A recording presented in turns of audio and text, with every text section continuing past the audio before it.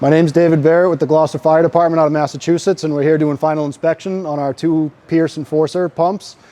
We went with an Enforcer cab this time. We historically have 3 Aero XTs, but we'll get into the truck itself.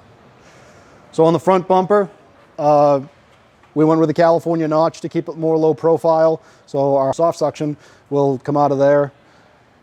And we have a pre-connect on the other end of this front bumper with the Federal Q. On the inside for safety, we have our stop signs on the inside of the door and some directional markers at the top. The back of the cab was our main focus. Instead of having exterior access to the EMS cabinets, we designed 2 EMS cabinets that are behind the driver's and the officer's seat. This will store all our ALS equipment and a center shelf for any miscellaneous equipment we need to mount as well. Because of this design, we had to go with 3 seats across the back, and we'll mount hand tools on either side along with some flashlights. This pump panel's been pretty standard across our previous 2 pumps. The one thing we added was a driver side 2.5 pre-connect. So now on the back, we have a 2.5 pre-connect that'll be pre-connected in the front of that hose bed instead of the back of the truck. Going to the first compartment, this will be the pump operator's compartment. They'll store their gear down low, fittings up high, nozzles in the middle. Because there's 3 seats in the back, we have a full SCBA compartment for the driver operator. We have 1 SCBA bottle, DEF and fuel in the back compartment there.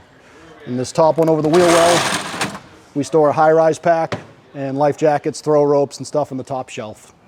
So more equipment here. We put the pegboard on the back of most of our cabinets so that we have versatility when mounting our tools.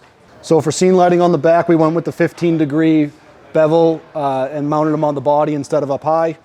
In the back compartment here, we store our hydrant assist valve, the snakes, and other short snakes. The hose bed has lights in it now for convenience of repacking and operation. We run a 28 ground ladder, 14 roof, 10-foot pencil, and 2 hooks out of this compartment.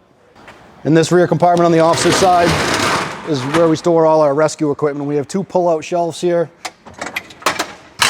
that'll store our jaws of life, our cutters, our rams, and then on the top we'll have cribbing as well as some jack equipment.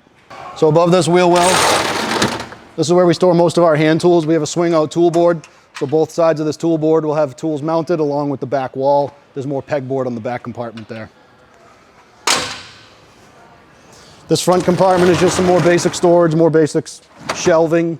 Currently, we have all our EMS equipment in here, but that's going to move inside the cab, so this frees up some room for storage. One thing we had to do is we currently carry our extinguishers in the cab, but we added these on both sides of the truck to utilize for extinguisher storage.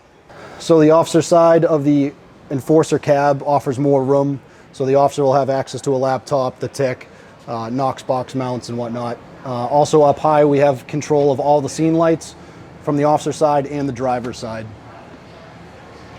Some of our districts are poorly lit, so for convenience of seeing addresses, we added a light over the driver's and officer's door, and we also added this spotlight on the front, and we added this bracket so that it sits more in front of the cab and out of the way of the light bar. We've enjoyed this process with Pierce. We can't wait to get them back to the city and put them in service.